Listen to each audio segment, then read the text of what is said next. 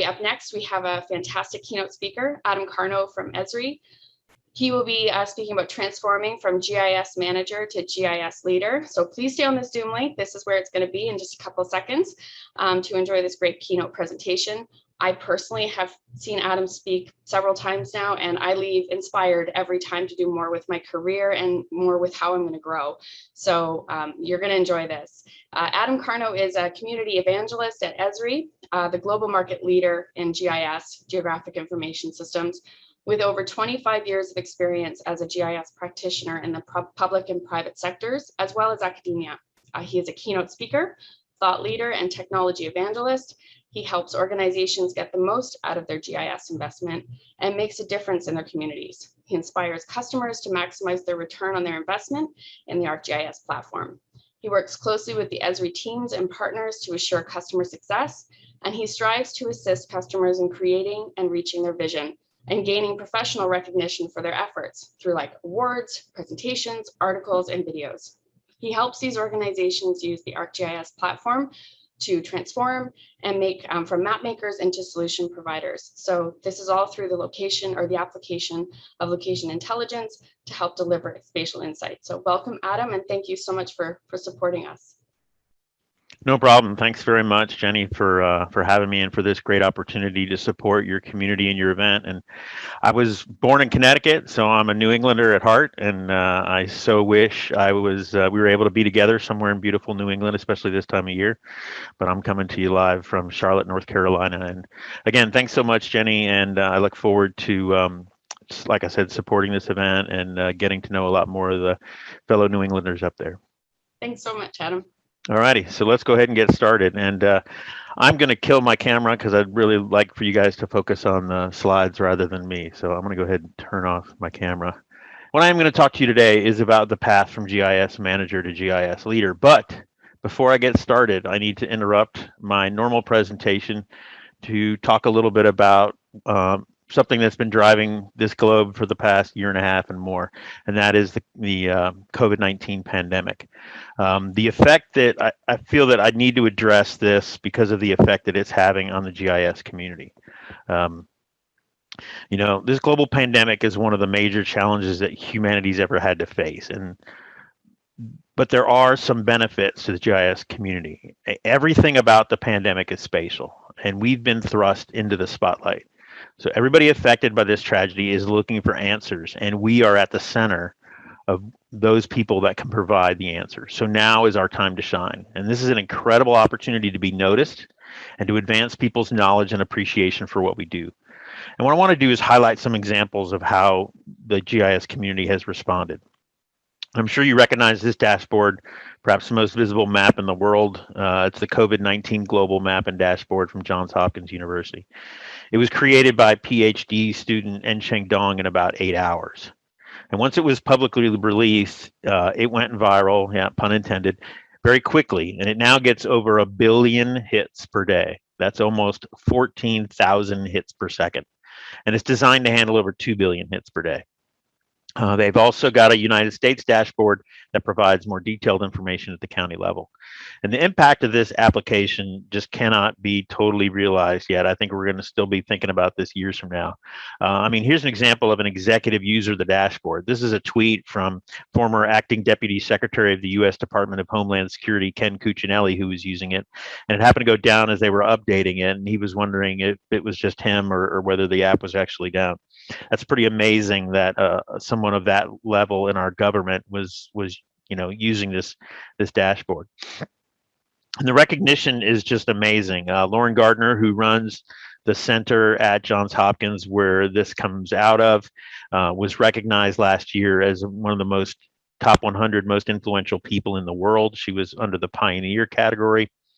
And then also at the end of last year, Time listed their best inventions, 100 innovations changing how we live. And the Johns Hopkins Coronavirus Resource Center was listed there as well. So the world is all of a sudden waking up to what GIS is and the value that it can bring. And the impact of this application is really amazing. I mean, what I've started to do, I know all of us sometimes have problems getting people to understand what we do for a living. And so I've changed my elevator pitch to, have you seen the Johns Hopkins COVID-19 dashboard? And every single person I've asked that to has always said yes.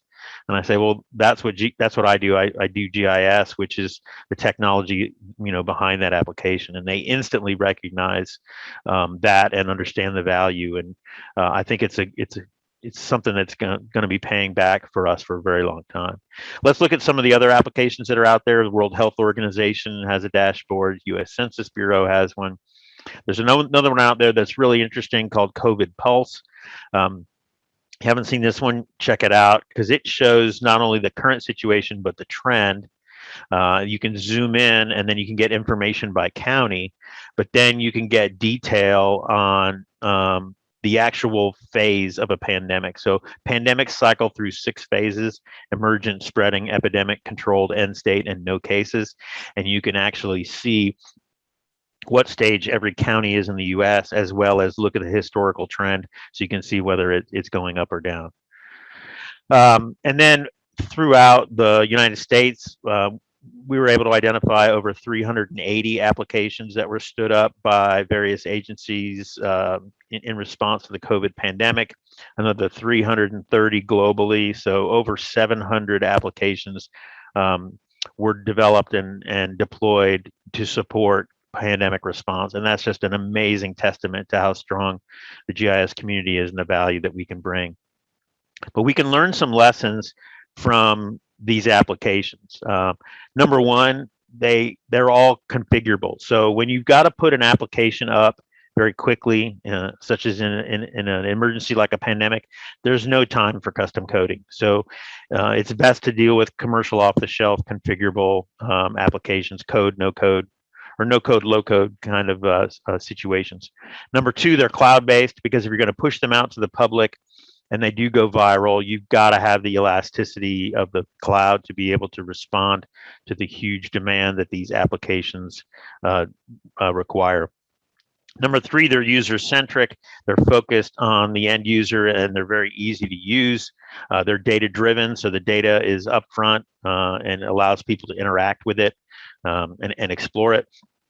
And then they're simple. You can use them on any device, and just about anybody can use them without, taking a class or watching a video or reading some sort of notes. So what's interesting is that, we here at Esri have been talking about these things for years now.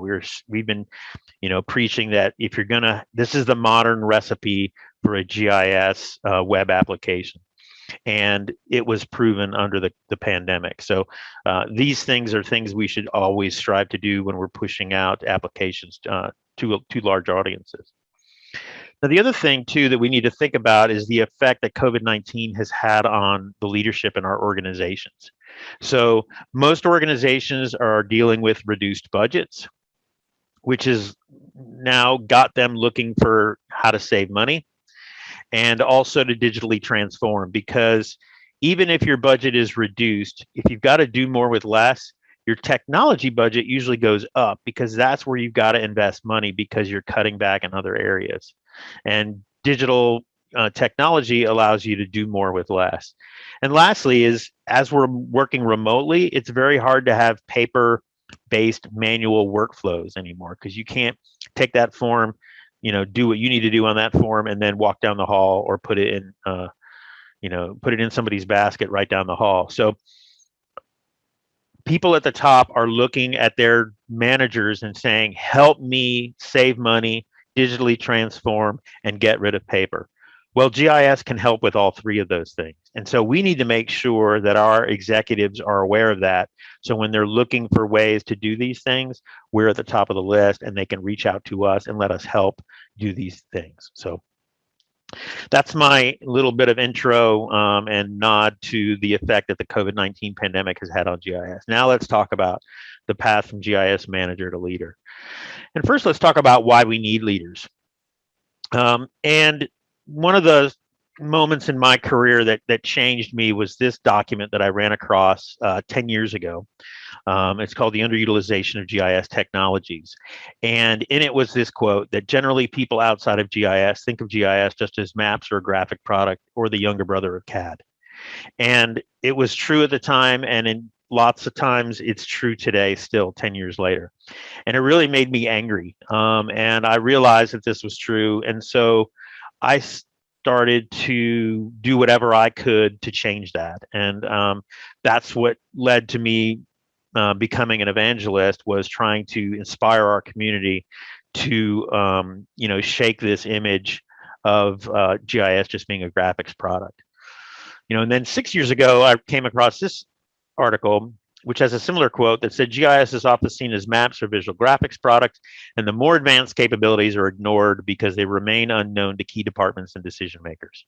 This is still true in many places today, and so it's up to us to get out there and, again, change this. This one from 3 years ago, and this was a survey of CIOs, and it was asking them what's the number one hurdle to them maximizing the return on investment for GIS. And then it said that lack of awareness among users and policymakers remains the biggest challenge for the industry, with over 38% listing it as a primary hurdle, and that was the largest category. And in that same article was this wonderful quote from the CEO of HERE Technologies, and he said, "The geospatial industry is still undervalued and underappreciated by the world at large. The onus is on us to collectively demonstrate how location data and tools can be applied to make dramatic improvements to society, from making every journey safer and our air cleaner to helping businesses operate more efficiently." And he is so right. It is up to us to change our image, to get people to recognize the value we can bring to our organizations and the potential we've got to digitally transform our organizations and make differences in the community. And the attention given by our response to the pandemic is really, really helping here. Okay. So now that we know we need more leaders, let's see how we can lead by helping our organizations win with location intelligence. And I've switched now from talking about GIS to talking about location intelligence. And the reason is that location intelligence is a capability, which is the power or ability to do something. And I know that we in the GIS community love technology and love to talk about technology. That's not true for everybody else. Most other people don't care a lot about technology other than their TV at home and their smartphone in their pocket. Maybe their laptop at home too. So a good way to start to lead is to shift your conversation and your communications away from technology and towards capabilities. And capabilities are important to executives. Executives want more capabilities, and they want to expand the capabilities that their organization and their staff already has.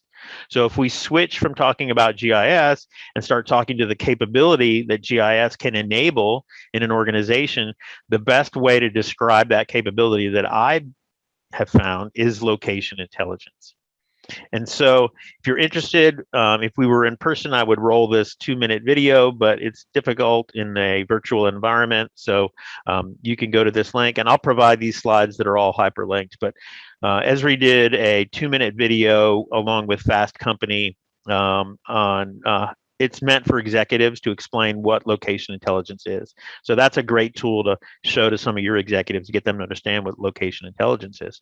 So if we want to win with location intelligence, we really need to learn what some best practices are. And it's different from implementing GIS technology to actually implementing a new capability in an organization. There's a different level of skills from implementing a technology to expanding or introducing a new capability. And so we've got a lot more to learn and to work on beyond the technology. And this is best explained by this wonderful document that came out a couple of years ago from Esri Canada called Winning with Location Intelligence, The Essential Practices. One of the best documents I've seen in my career. I heartily suggest you guys download it and check it out. And they surveyed 200 organizations across Canada in all industries. These organizations had 500 or more employees, so they were large. And then they analyzed those that were using location intelligence, and then identified the common best practices among the best performing organizations with location intelligence. And then they've divvied those up into categories as well as by industry. So you can look and find the best practices that would apply to you and your organization and seek to implement them. So the 5 categories that they separated them out to, they call the 5 pillars of location intelligence. So these are strategy, organization, technology and data, culture, and literacy. So I really love this because what this shows is the full breadth of knowledge and skills and areas that we who want to be leaders need to be working on. So you cannot spend 100% of your time on technology and data. If you want to be successful with an enterprise GIS and implementing a, a capability like location intelligence, you've got to work on all 5 of these. And so you've got to learn how to do all 5 of these and then dedicate time to them as well. So I'm going to go through each 5 of these. But before I do, I want you to look at these 5 numbers. These are very important numbers. And as I move through the presentation, I'm going to reveal their meaning, and I want you to think about it each time. And this is going to show you where we stand as an industry in response to these 5 pillars of location intelligence. So let's look at the first one, which is strategy. If you're going to be successful with GIS and with location intelligence, you must have a strategy. No ifs, ands, or buts about it. And the importance of a strategy cannot be understated. And I can prove that. In September 2019, there was a survey done from McKinsey & Company on how leaders in data and analytics have pulled ahead. And data and analytics includes GIS. And that article said that the creation of a strategy now ranks as the #1 challenge to and the reason for a company's success at data and analytics. So if you're going to be successful with data and analytics, the #1 reason you are successful is because of your strategy. If you're not successful with data and analytics, the #1 reason is because you don't have a strategy. So you have got to have a geospatial strategy. And I know that this could be difficult sometimes to get time and resources to do a strategy. So I'm going to direct you to this really great article that Matt Lewin from Esri Canada put together on LinkedIn. And he gives you 5 different ways that you can help get an executive to understand the need for geospatial strategy. So unlock new sources of value, to strengthen a digital strategy, to enrich the customer experience, establish a shared data foundation, and because the IT strategy missed it. So definitely, if you don't have a strategy, look to put one together. And again, if you need to sell it, this is a great resource to do that. And so those 5 numbers, let's go over the first number. The past few years before the pandemic, I traveled across the country doing a presentation that actually surveyed the audience. And I surveyed over 800 GIS professionals across the United States. And I asked them some questions, and the first number of 64 comes right up here, and that is that 64% of organizations that use GIS do not have and maintain a GIS strategic plan. So we just heard that the strategy is the #1 reason you're successful, and if 64%, which is a majority, do not have it, then that's a pretty big road bump or traffic bump in the speed bump in our way to keeping us from being successful. So we've got to work on that. So first, let's talk about what is a geospatial strategy. And when I talk about a geospatial strategy, I'm not talking about a big, thick document that gets updated every 5 years and sits on the shelf. I'm talking about a day-to-day way to run your business to maximize your impact on your organization.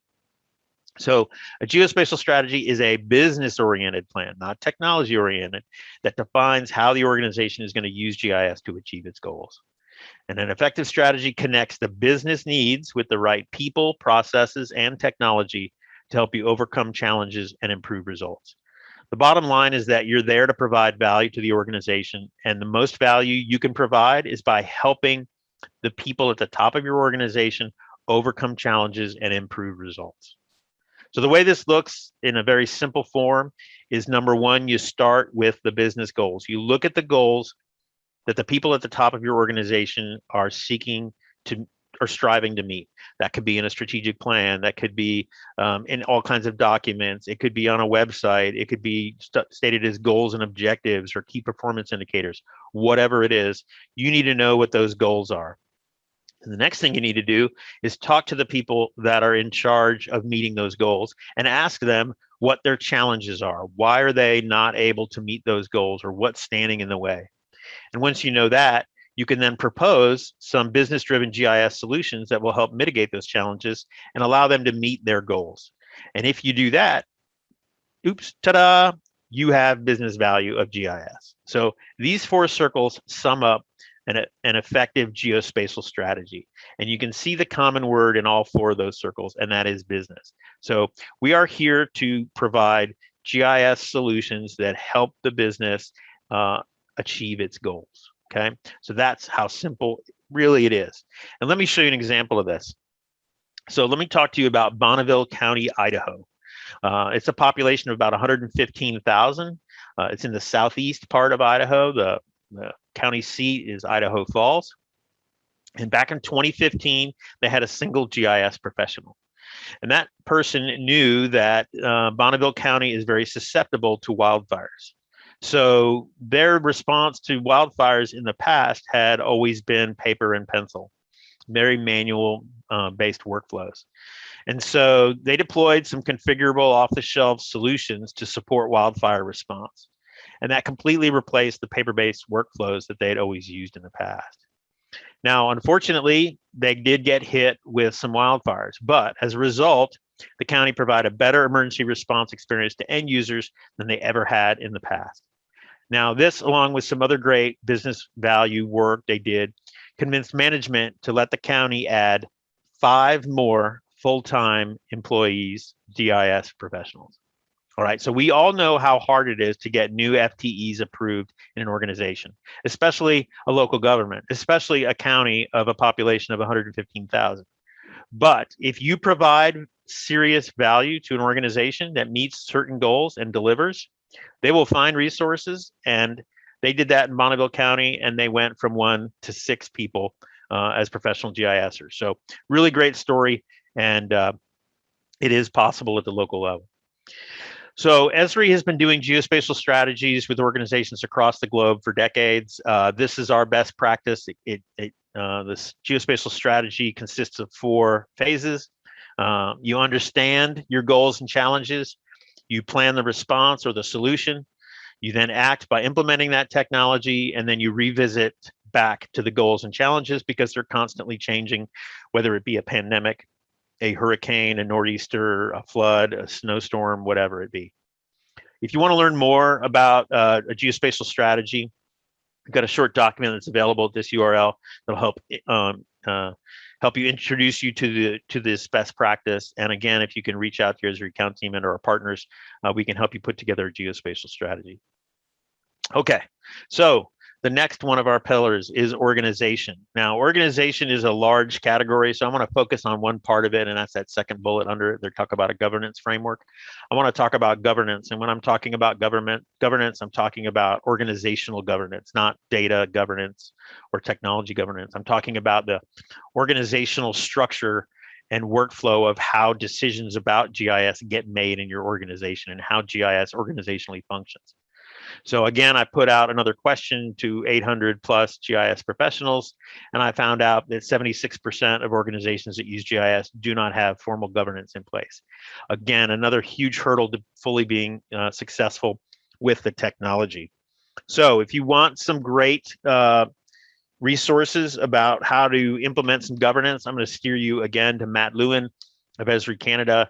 He has published extensively on the topic, and there's videos as well out there. Goes over the different governance options. Governance isn't easy to put in place, but it will be worth the effort, and it can really make your GIS much more sustainable and successful.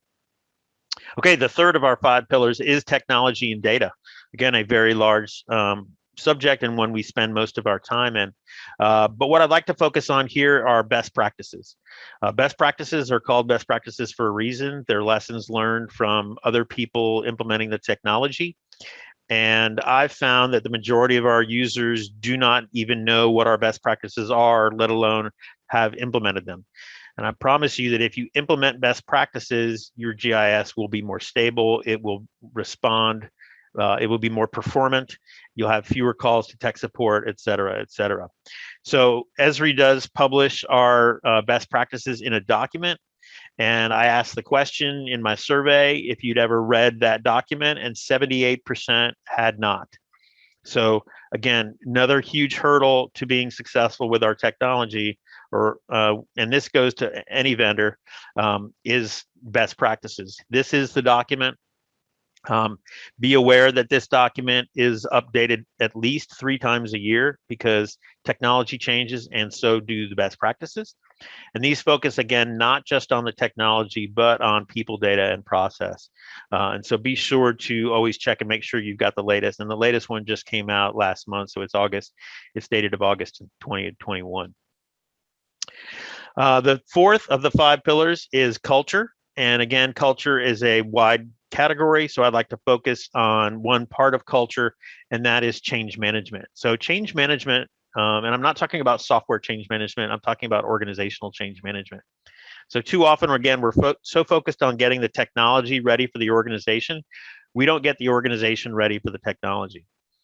You can throw out the best technology and data that there is, and if people don't adopt it and use it, then it's still not delivering its full potential. So people are usually resistant to change and don't always understand why they should be using a certain tool. So having change management program and plan as part of your technology adoption is really a huge help in being more successful with technology. And sure enough, I asked the question, and 84% of organizations that use GIS do not have and maintain a change management plan. So the biggest challenge of a successful GIS implementation is the people problem, not the technology problem.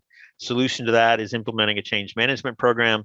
And change management is the discipline that guides how we prepare, equip, and support individuals to successfully adopt change in order to drive organizational success and outcomes. So if your organization does have a change management program, reach out to them and get involved. If they don't, then you need to reach out and get some help in implementing change management. And research shows that those organizations that implement a change management program have a 6 times more success rate with technology adoption than those that do not. Okay, last of the 5 pillars, which is literacy. Again, a broad topic. I want to focus on one part of that, and that would be workforce development or training. So GIS technology is, like all technology, is changing really fast. Everybody that touches it in your organization should get at least some training once a year at a minimum. And it's very important that if people are going to get the most ROI for their investment in GIS, that people should fully know how to utilize it. And that means training. And so it's really, really helpful if you have a training plan or, again, a workforce development plan. And that's really helpful for multiple reasons, because that will tell you exactly what everybody, based on their roles and responsibilities and use of GIS, what training they need and in what order to be more successful. And I know that it's hard to get training budgeted, and a workforce development plan can really help with that, because instead of going to your boss and saying, can we have $5,000 for training? And they say no. If you say, here's a plan that based on the roles and responsibilities and use of GIS in our organization, this is what the people in our organization need to understand how to fully use the technology so we can get the most return on investment. You're much more likely to get a budget to support that than if you didn't have a plan. And certainly, sure enough, I asked the question, and 84% of organizations that use GIS don't have and maintain a workforce development plan. So another key piece in being successful with location intelligence and GIS. For those of you that are Esri customers, we have learning plans available on our training website. If you're, for instance, these are generic ones. If you're going to migrate from ArcMap to ArcGIS Pro, there are ones up there for you. There's a document on how to create your own workforce development plan, et cetera. If you want to reach out to your Esri account team, we can provide a workforce development plan for you at no cost. So definitely, if you don't have a workforce development plan, you should be working on that. Okay. So now to my favorite part of this presentation, which is showing examples of our peers that are elevating themselves from manager to leader.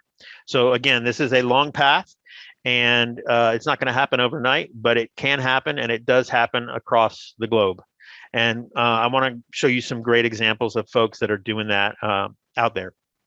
The first thing I want to focus on is job titles and department titles.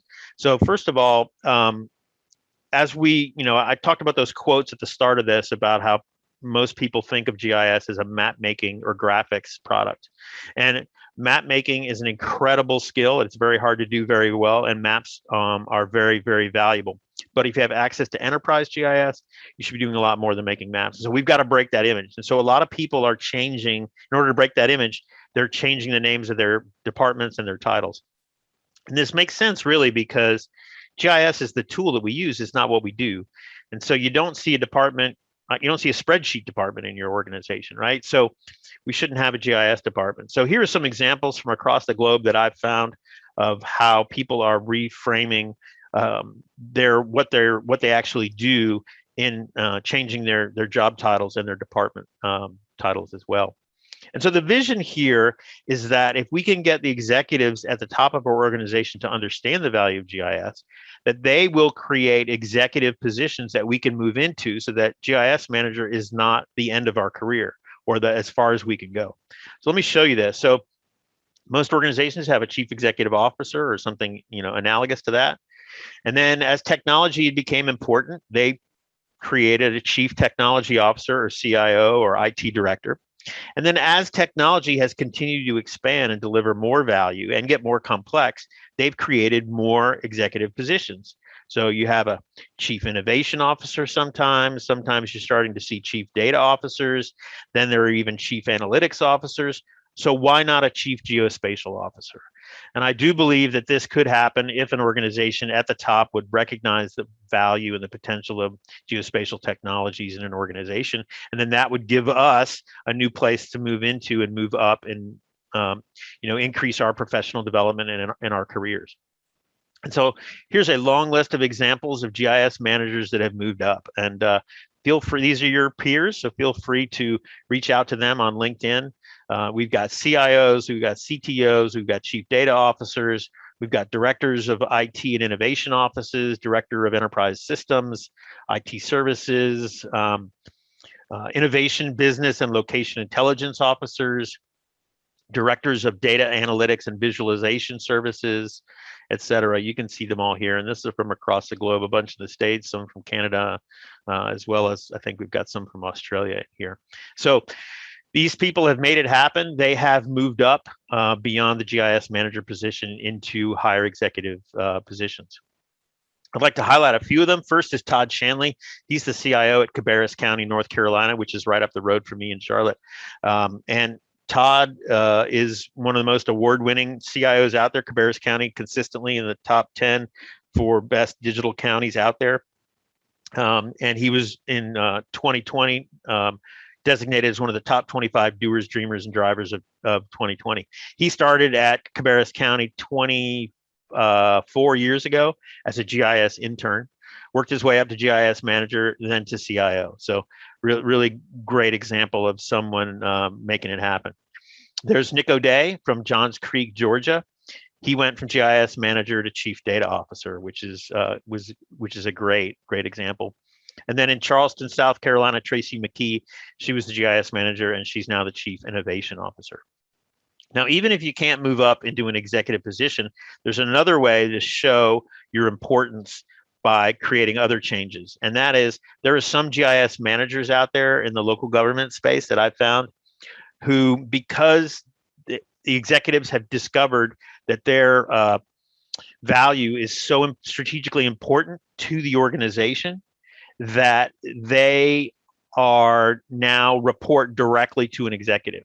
So instead of being buried low on the org chart, they're now up near the top, and that's because they are important and the executive wants to directly work with them to guide the use of the technology in the organization. You can see those lists here of managers and analysts and coordinators that work at the local government space that are working directly for high-placed executives. Okay, so now on to the conclusion of all of this. Let's go back to the 5 pillars of location intelligence. Let's remember that let's switch the conversation away from technology to capability. And that capability is location intelligence. And then if we're going to be successful with location intelligence, we're going to implement best practices across all 5 of these pillars. So we're not going to spend our time, 100% of it, on technology and data. We've got to have a strategy. We've got to have governance. We've got to have change management. We've got to have a workforce development plan. And we've got to consistently work on all of these. And we can do this by rebranding, changing the names of our titles and our departments. We've got to proactively reach out to our executives. We've got to learn what those challenges that they're facing to meeting your goals. We've got to deploy business-driven GIS solutions and deliver business value. And if we do that, we'll get more resources. Bonneville County, Idaho showed that, going from 1 to 6 GIS professionals in just a few years by providing very focused business value, by aligned to what the people at the top believe is important. And this is not easy to do. And so please get help. None of the people that are successful with this do it all themselves and know how to do it all. So get help from a consultant, from your peers, from the great GIS community and network, from organizations like NERISA and ERISA and others. We all need to lift each other up. So we all are dealing with the same issues and the same problems. We can help each other as we work through these challenges and help teach each other how to get by them. Now, I also want to give you some resources that can help you with all of this. This book is just, I think, a required read for anybody that's a leader or a manager of geospatial technologies in an organization. It's a free ebook available from Esri Canada and Matt Lewin, and it's Geospatial Strategy Essentials for Managers. So I definitely suggest that you download this book and read it. It's got some really great stuff in it. Now, if you're in the public sector, I would also steer you to this website called Smarter Government. It's a companion website to a book that comes to us from former Governor and Mayor Martin O'Malley.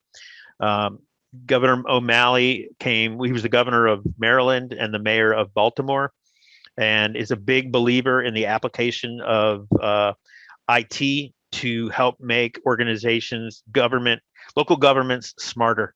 And so he's written the book, and this book would be a great gift if you wanted to buy this for one of your executives to get them to understand the value and the potential of technology to help that government agency be smarter and run better. So it's got a lot of examples of others, and it's written in a way that really reads very well to an executive to get them to understand the value of data and analytics. Also, if you're in the public space, another great resource for you is this Data Smart City Solutions website. And this comes to us from the Harvard Kennedy School Ash Center for Democratic Governance and Innovation. And it is a collection of best practices, success stories, information, et cetera, all on how to use data and analytics in the government realm to be more effective. And so it's, again, great fuel for discussions with executives on the value of data and analytics to make the organization perform better. And the director is Stephen Goldsmith, who's a former vice mayor of New York City and then other places as well. So it's got a podcast. It's just a really great resource.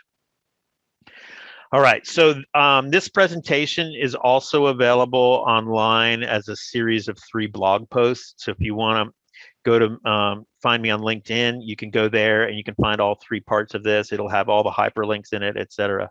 So it's just another way to digest this information, because I want you to be able to use it after this presentation is over. And then lastly, I'd like to highlight 3 peers out there in our community that I think are some of the best folks publishing content in this geospatial strategy, executive, managerial roles. And I'm not highlighting these people just because they work for Esri distributors. I'm really highlighting these people because I think they're the best people in the community writing on and speaking about these strategic and the business side of this. So it's Nathan Hazelwoods out of New Zealand, Matt Lewin, who I mentioned 2 or 3 times now, out of Esri Canada, and then Paul Synott out of Esri Ireland. They're very strong professionals, been doing this for a long time, have learned a lot, and they're really giving back a lot to the community by constantly publishing great information that all of us could use. Okay, so it's time to seize the opportunities in front of you. COVID has presented us with the biggest opportunity the GIS industry has ever seen. Now is the time to do more and to step up. And that's what leaders do. In times of despair, leaders step up and help the organization through these emergencies and to emerge even better on the other side of this. So now is your time to step up and do that. And because I'm an evangelist, I need to inspire you. So I need you to think about a couple of quotes here. And that is, there's a difference between having a job and building a career. Think about which one you want to do. If you want to go do your work and get your paycheck and then retire when you're done, that's fine. But if you want to really build a career and maximize your impact on your organization, your community, that's a whole different level. And that really requires you to step up and do things in a different way. And when you're gone from the job you're in now, how will you be remembered? How will people talk about you? Will they talk about you in a fond manner and the fact that you did lead and you did help that organization emerge from things like the pandemic even better? So think about that. And then the last thing is I'm here to teach and I'm here to spread stories of success like the one in Bonneville County across the entire GIS community. I'm here to inspire you to do more. We've got so much that we can do to help the world deal with the difficult issues it's dealing with. Most all of them are spatial. And I don't know about you, but stepping up and doing more and helping my organization and helping my community, it just brings your work to a whole new level. And so please don't just let this be just a presentation you sit through. Let this inspire you to do more, access some of these resources, reach out to me and others in the community, and let's all lift a little bit more and help the world be a better place, because I really believe that we've got the opportunity and the power to do that. So with that, I'll wrap it up. I love to connect directly with people in the community. I love to hear your stories. I love to tell your stories to other people. I love to help you any way I can. So reach out to me in multiple places. You can see them there. And now I'd be happy to take any questions. Thank you so much, Adam. As always, it's fantastic and so much valuable information and content. I know we've seen people just chatting through here repeatedly saying, I want to do this. Oh, this is amazing. Great. It's fantastic. And to Tess, I follow you on LinkedIn, not as much as on Twitter, just because I don't use it as much, but LinkedIn, and the content it's always present. There's always something that I'm learning from you. So thank you so much. Thank you. Just as a heads up, we're going to be, because a few people have asked, I have posted the Adam's presentation on our hub site. It's under the special guest and under the header or the banner for a keynote. We will also be sending out, we're going to compile the links and everything that are in the presentation and some of the things he's mentioned, and include that in the post-conference email, as well as put that on our website so there's easy access to get information. Great, I appreciate that. And we have some questions. Cool, bring it. So one of them is, would you say in your opinion, what would you say in your opinion is the key game changer between GIS manager and CIO or GIO or executive?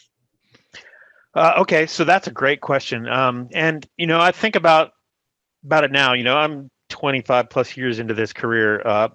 And what I've learned, I do want to be a leader. I do want to change organization in the community. And so, I have a bachelor's in geography and I have a master's in urban and regional planning. If I was to go back in time after my bachelor's in geography, instead of a master's in urban and regional planning or a master's in GIS, I would have gotten either an MBA or a master's in public administration if I wanted to work in the public sector, or maybe an enterprise IT management degree, because it's all about the business if you want to move up and become a leader. So you've got to think strategically, you've got to leave that technology behind, and you've got to focus on digitally transforming the organization through the use of technology and strategically aligning it with what the goals are at the top. So that isn't just something you wake up with or you read a book and you get, right? It's something you've got to work on. So ERISA has the GIS Leadership Academy. Never been, but I've heard incredible things about it. I would start there. I would start to think about, maybe going back to school or get training in leadership, in enterprise IT management, in strategy, those kinds of things. So it's a different way to think. You're thinking strategically, not tactically. And again, it's externally reaching out. So it's going to get you out of your comfort zone. A lot of us like to sit at our computers and do our work, right? The best GIS and IT leaders are never in their office. They are out pressing flesh. They are out meeting people. They're talking to directors. They're talking to executives, finding out what their challenges are, and then delivering solutions that mitigate those challenges and delivering value. And that's what it's all about. And you've got to be recognized for that value. You got to document your value. You got to publicize it, et cetera. So it's much more of a people thing than a technology thing. And I know that makes us a little bit uncomfortable, but if you want to do more, that's what you've got to do. No, and I would agree with that. I mean, I would say there's myself and some colleagues that had seen you speak. I think it was the Esri, the UC in Toronto. And after that, we started thinking about how we could actually apply a lot of those same thoughts to our careers, and it's made a difference. Like, every little tiny thing that we've applied has made a difference as far as just bringing awareness to what we do, how we communicate the successes that we have. No, I completely agree. Good, good. Another question was similar to that. What was the tipping point for Idaho to go from one to many? I didn't work directly with Bonneville County, Idaho, so I can't say what that was. We did, if you go to that slide on my slide deck and you click on the hyperlink in there, it will take you to a case study that we wrote about that. And I believe Trish Maupin is her name. She's the GI. She was the single person that expanded the operation.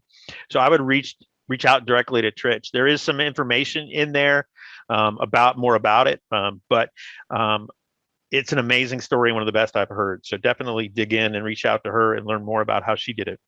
Oh, great, thanks. Another question was, where do you see GIS going as an executive support tool? For example, dashboards. Yeah, so dashboards, I mean, that's another great thing that comes out of the COVID-19 pandemic, is that lots of dashboards got stood up. And so executives are now using dashboards. They're used to looking at dashboards, and they now tie dashboards to, oh, those are GIS people, so I need to do that. So the people that I've talked to that have deployed dashboards for the COVID-19 pandemic or for other things, that's the tipping point for getting an executive to understand the value of GIS above and beyond just map making. And then that opens up a whole new door to more resources and more opportunity, because now they're proactively coming to the GIS folks saying, I need more stuff like this, et cetera. And so what you want to do, the ultimate goal is to turn an executive into a GIS user. And the easiest way to do that is with a dashboard. And then they get addicted to it and they say, can you do this? Can you do this? Can you do that? Right? And so that's the best way to do it, is directly provide benefit to an executive that they personally experience and go, wow, this is amazing. If this thing goes down, I'm hooked on it. I can't even run my operation anymore. That's how you want them to think about GIS. So again, an executive is not normally going to come to the GIS group looking for stuff. You've got to proactively go out to them, engage them, find out what they need, give them the tool, and start the relationship that way. No, that's important. I mean, the communication aspect of it, and it's, as you were saying earlier, it's about showing the value of what you do, not necessarily talking about the technology. You have to be able to show how it can be applied. So I completely agree with that. The bottom line is that our core reason for being is to digitally transform the organization, to help everybody use GIS to get their jobs done and be more efficient and do more and meet their goals, right? We are agents of change. And in order to do that, you've got to proactively, externally go out there, engage with the people, find out what they need, and then give them the tools to use it. Oh, that's you couldn't say it better. That was fantastic. Good. Another question was, someone asked, they'd like to learn more about the paths of those one GIS professionals and how they were able to convince their leadership that it's time to shift focus onto location intelligence. So are there some great tools or other things that you could recommend for that to happen? Yeah, I mean, I think one of the easiest ones is to rebrand, is to change your title, change your department name. You can talk to HR about that.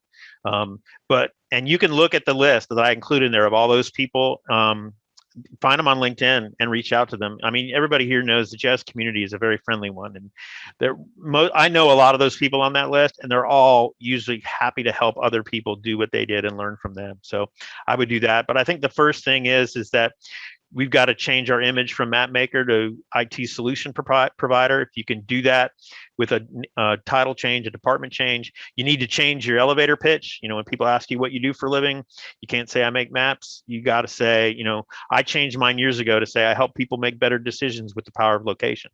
And if you do that, people start asking you how you can help them make better decisions. So it's a slow process. You've got to change that image one step at a time. You've got to proactively engage those people that have resources in your organization, help them out. You're there to help. They all need your help and want your help. They just don't know it. You just got to reach out there and come to it with that mindset that I'm just here to help you do your job better. And I will say that I have poached that that elevator pitch line. That's great. Yeah, Does it work? It works fantastic. Actually, Good. it was.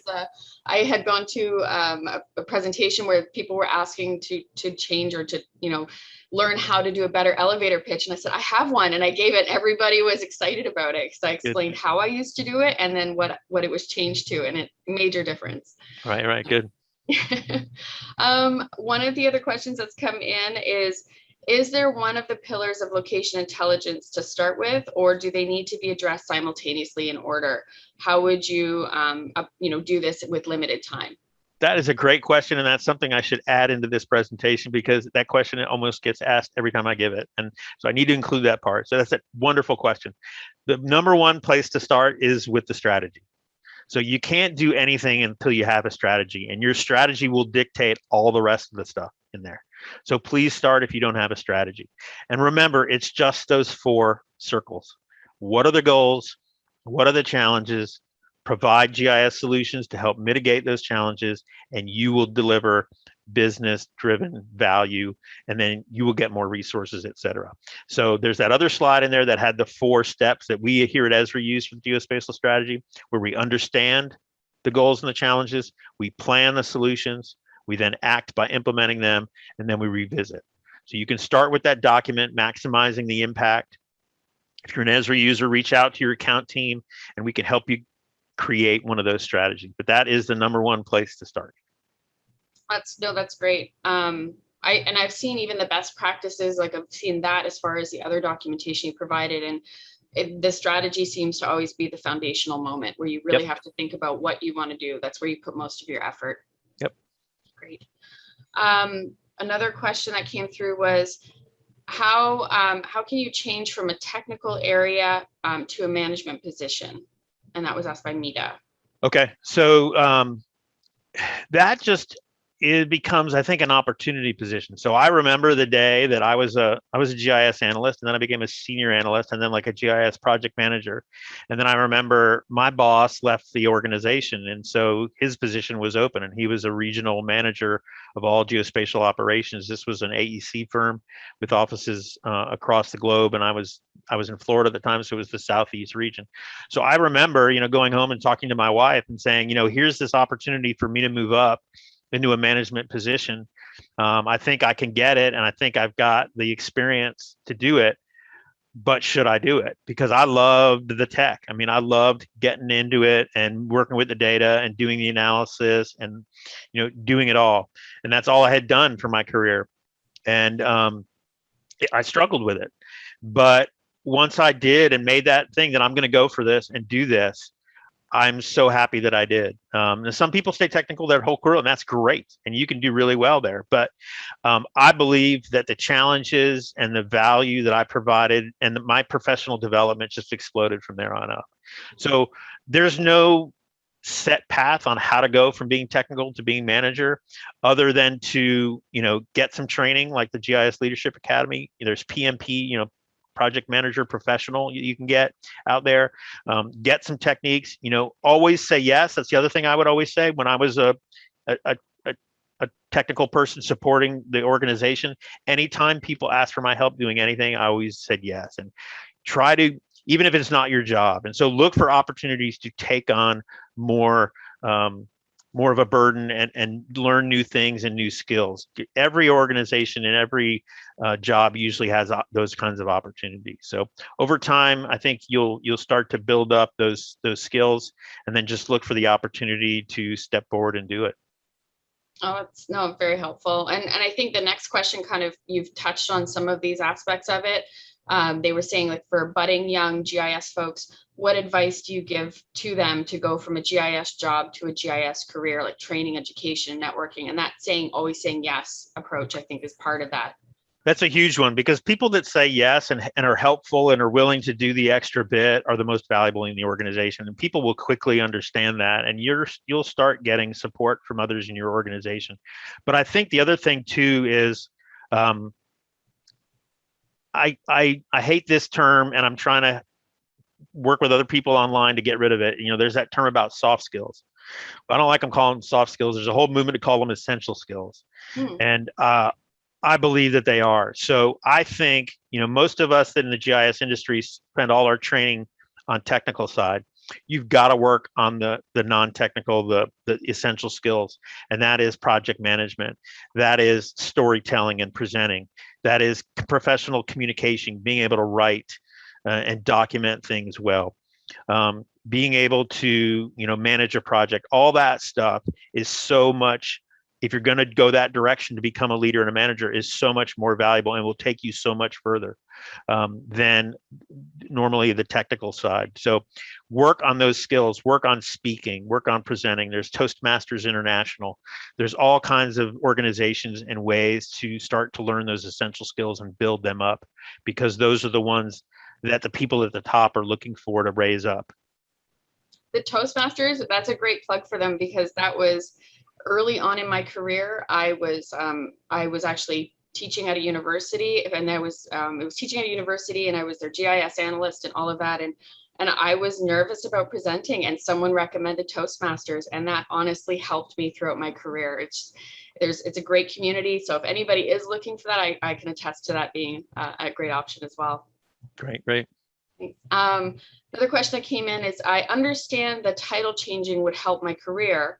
However, wouldn't it also hide the importance and relevance of geospatial science? Geospatial science. I don't think so. GIS and whatever you call it is just a word. People don't really care what it's called as long as you're delivering value. The reason why I like location intelligence is because it's simple words that I can explain to anybody. I can stop somebody on the street and explain to them quickly what location intelligence is. I personally do not like any word that starts out geo, because it confuses people. They'll start thinking about geology. A lot of people confuse geology with geography, geometry. They don't know what you're talking about. And so what I want to do is be able to tell somebody what I do in a way that anybody can understand it, right? And so to me, the best term that I've found is location intelligence. And the other reason I like it is because it's very similar to business intelligence. And almost every organization now is running a BI group. And if you think about what we do, the core of GIS is spatial analytics. So it's really BI. What we do is BI. We just do it with location data, right? And location analytics. So if you think about it, BI is up here and location intelligence is a subset of that. And so, I've actually seen a lot of organizations, once they realize this, and once the GIS people are proactively pushing the analytics side and the science of GIS internally, they then reorg and they put BI and GIS together in the same group. For instance, right here in Charlotte, where I live at the city, the GIS group is now in the data analytics group. So they're paired with the BI group for the city, and their job is to create insight from the data so that people at the top can make better decisions. And if you think about it, that's what it's all about. So I'm all about geospatial and geo. I'm a geographer and I love it all. But I think if we're going to be accepted easily, we need to jettison all the geo stuff and just be, I don't care what we call us. If we're providing value and helping the organization run better, that's all that matters. And so I'm prescribed to the location intelligence thing. As a geologist, I can understand. The confusion has been my whole career. I completely understand. I mean, you look at the slide, there's one of the people I list. I can't remember her name, but she's the GIS manager for Sioux Falls, South Dakota. She's doing an amazing job there. Her title and their department is called Civic Analytics. I really love that one, right? So there's a whole slew. I mean, it doesn't really matter what it is as long as people understand what you do and you get credit for it. No, that's really great. I have a question because I work for an AEC firm, and the biggest challenge we often have is how to demonstrate ROI, or return on investment. So what advice would you give to somebody on how to best demonstrate return on investment for GIS initiatives and projects? And initiatives, the toughest part I would say is that those are often non-chargeable. So from a company that's constantly looking to make money, it's how do you show that you're going to make money off of this? Right, right. So, well, I have a whole presentation on this as well. So either, either we could do that another time, or I can send you a link. There's a recording of it. I did it recently as an Esri webinar. So I have a whole one on how to calculate your value and how to communicate it to your organization. That would be Um, great. Send that so on. I'll send that one to you too. It's not a short answer to that question. I mean, it is a wonderful question. And I did work in the AEC industry for a long time, so I know exactly where you're coming from, Jenny. I know a lot of those companies, if you don't have a PE or a P something after your name, then they don't give you the time of day, and they always thought that we made maps or whatever. So um, we were able to achieve it in the AEC organizations that I worked in. It took a long time. It was a lot of externally proactively engaging executives, showing them the value. And you can't always calculate the dollars saved or the man hours saved or whatever. I mean, you look at what's the value of the Johns Hopkins dashboard, Exactly. right? I mean, you can't calculate that, right? I mean, it doesn't, I mean, it's saving time. But anyway, so you can't always calculate hours or dollars saved. What I found in the AEC realm that works is we used it to be more efficient. So if we set up tools that allowed surveyors and other people doing work in the field to be faster, then if we're bidding jobs on lump sum and we're able to do it faster, we're getting more profit there, right? So if you can make the staff more efficient using geospatial technologies, they're going to see a bigger profit margin if you're not doing an hourly billable rate. The other thing we used it as a differentiator between us and our competition. So if we had a better GIS group that was doing more stuff and we're able to do more analysis or whatever, then that would separate us from some of our competition. And then the other thing is the company that I worked for did a lot of land development. And so we became known as a company that you could come to if you were looking to purchase a piece of property to develop it. We already had all of the calculations for that property done. So we could tell you how much of it was developable, where the floodplain was, if there were any threatened endangered species on it, all the soils, all that stuff. All you had to do was walk in the door and say, I'm looking at this 1,000 acres. What can you tell me about it? We instantly knew what it was because we had automated that analysis and we had done it for the entire state of Florida because that's where I was working at the time. So no matter where you were in Florida, I had all the information. And if you're in land development, time is money. They want to be able to make it the most efficient bid for that property, et cetera. And then if we helped them purchase the property, 9 times out of 10, we got the work on the development side. Perfect. So that was some of the stuff that we were doing in AEC. Well, that's similar to some of the things we do in our organization is try to find those, commonly performed tasks and automate them so that once you've done that, you can focus on the more fun things that you want to be doing within your career. So yep. And then again, providing dashboards for executives at the top to see where the projects are, how they're doing, all that kind of stuff. That's a great way to get an executive to understand it. No, that's fantastic. We have one, so we do something called an aha moment within NERISA, and it started off, I think, because we were talking with Jack Dangerman last year, and an impromptu meeting, which ended up being a great highlight of our conference last year. So I'm wondering, what is your aha moment in your career? I would probably say when I figured out that, and this was probably about 10 years ago. Yeah, probably about 10 years ago when I figured out that the biggest issue in our way from us being more successful had nothing to do with technology. It was all the people side. It's all the personalities and the bureaucracy and the red tape and the lack of people wanting to change and use our technology, the lack of understanding of what GIS is. And I mean, once I figured out that it has nothing to do with technology, as far as separating you from being really successful to just using the technology, that was the aha moment. And reading that article 10 years ago that I cited in this presentation, based on the work that I was doing with local governments at the time, it all came together. And I was like, you know what? We need to work on this personal stuff and let's come up with some strategies to do that. And that's what will make us successful. The technology is the easy part. No, that's great. I mean, I've only really known about you for probably the last 3 years or so, but I can say that the impact you've had on, my career, and I know some of my colleagues' careers, it's been phenomenal. And it's just through that community, like the storytelling, the explaining some of the simpler ways of how we can make things better in our careers, just from how we can rebrand something as simple as rebranding. I mean, that was huge. Yeah. Well, great. Thanks for that feedback. I love that. I don't get enough of that. And so it's great to hear that that I'm actually making a difference and helping people out, because that's what I really try to do. No, I really appreciate it. And thank you so much, Adam. Those are all the questions we have today, but Okay. this was fantastic, really valuable, and we really appreciate the time and the commitment, the what you've brought to the community and to us with the conference. So thank you very much. No problem. Anytime. I'd be happy to help you guys out any way I can. Like I said, I'm a New Englander at heart, and hopefully we can get together in person up there sometime. Oh, that'd be nice. I think the GIS leadership, we're aiming to try. We've been talking with Wendy Nelson about that from URSS, so we're hoping that can be in the next couple of years. All right. Good luck with that. Thanks. So just as a reminder, everybody, we're going to be posting links and information that Adam talked about today. It might take us a bit of time to pull some of these out. And Adam, I think you're going to send the ROI presentation, which would be great. We'll make sure to add that in as well. And stay tuned. We're going to have a bit of a larger break until the next panel discussion, where we'll be talking about industry and those of us in industry, including myself, from AEC, on how GIS has transformed in our careers over the last year and over in general and over our careers. So stay tuned. The information to log into that is in the day 2 email that you've received.